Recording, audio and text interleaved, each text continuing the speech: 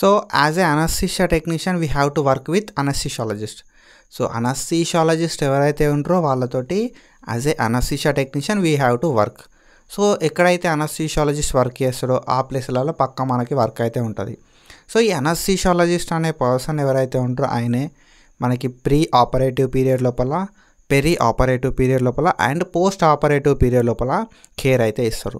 So మనం pre operative, peri operative గురించి కాకుండా ఇప్పుడు ఈ వీడియో లోపల పోస్ట్ ఆపరేటివ్ పీరియడ్ లోపల ఒక అనస్థీషియాలజిస్ట్ చేసిన, సో అనస్థీషియాలజిస్ట్ అయితే సర్జరీలో అసిస్ట్ చేస్తాడు. సో సర్జరీ మంచిగా పెయిన్ ఫ్రీగా అయిపోయేలాగా ఒక అనస్థీషియాలజిస్ట్ చేస్తాడు.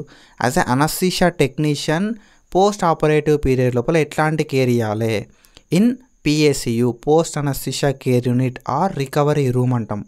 సో అక్కడ ఎట్లాంటి కేర్ ఇవ్వాల్సి ఉంటుంది, సో అనస్థీషియా టెక్నీషియన్ రోల్స్ ఏముంటాయి, అసలు PACU ఏమేమి ఫెసిలిటీస్ ప్రొవైడ్ చేస్తుంది, PACU ఇంపార్టెన్స్ ఏంది అని చెప్పి మనం అయితే డీటెయిల్గా డిస్కస్ చేద్దాం.